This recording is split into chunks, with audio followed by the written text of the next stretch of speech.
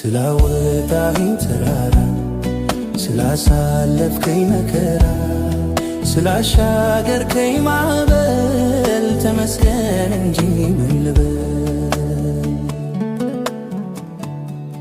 ለማለፍ ሩቅ የሆነ ተስፋዬን ያመነመነ ይወጋኝ በነጋ ተባ አላውቅም የት እንደገባ።